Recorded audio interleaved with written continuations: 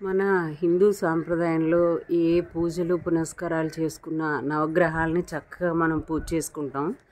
అలాగే శ్రీరాముల వారు కూడా ఇక్కడ నవగ్రహాలని నవపాషాణాల రూపంలో ఇక్కడ ప్రతిష్ఠించి సముద్ర తీవ్రతను తగ్గించి అక్కడ ప్రతిష్ఠించుకుని పాషాణాల రూపంలో నవగ్రహాలను ప్రతిష్ఠించి ఇక్కడ పూజ చేశారని చెప్తున్నారు. ఇది కూడా చాలా పవిత్రమైన ప్రదేశం కాబట్టి మీరందరూ అవకాశం ఉన్నప్పుడు చక్కగా రామేశ్వరం ట్రిప్లో దీన్ని కూడా మీరు జాయిన్ చేసుకోండి.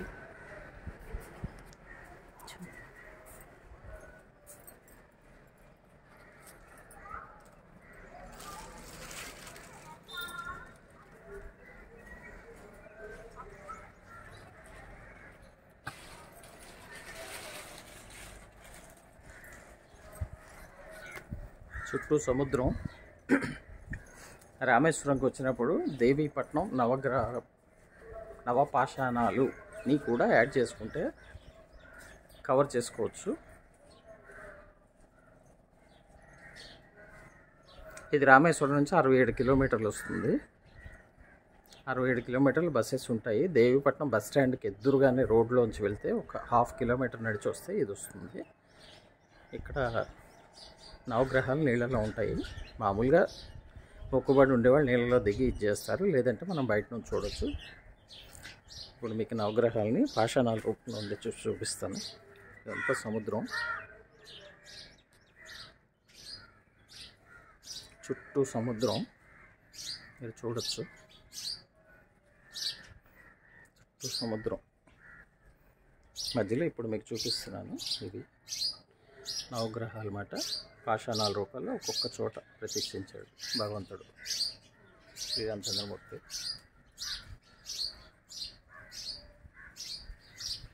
కరెక్ట్గా రామేశ్వరం ప్లాన్ చేసుకుంటే ఒక రోజులో అయిపోతుంది. ఇది నవగ్రహాలు ఒక్కొక్క చోట ప్రతిష్ఠించాడు. చూడొచ్చు, ఇక్కడ భక్తులు ప్రదక్షిణలు చేస్తున్నారు.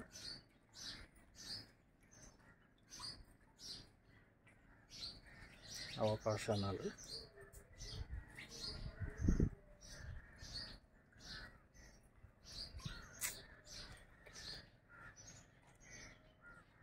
మునిగిపోతావు.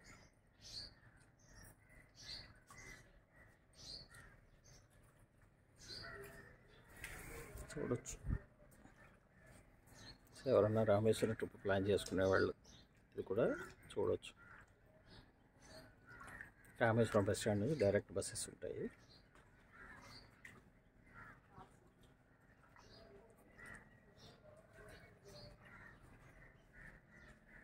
చుట్టూ సముద్రం ప్రశాంతంగా ఉంది. చూడండి ఎంత ప్రశాంతంగా ఉంటాయి, కెరటాలు ఏముండవు.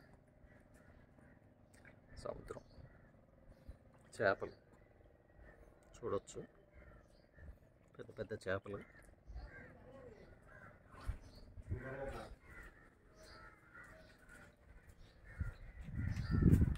నవగ్రహాలు నవపాషాణాలు చూడవచ్చు.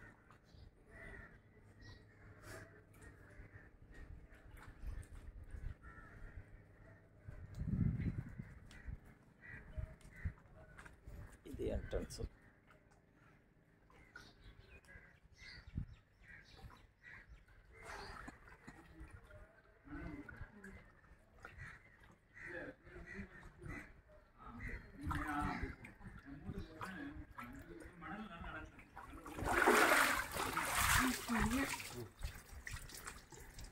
నేనైతే బయట నుంచే కాళ్ళు కడుక్కుంటున్నాను. మా ఆవిడైతే నీళ్ళలో దిగేసింది. ఆడాలోకి వస్తే ఇదే గోల.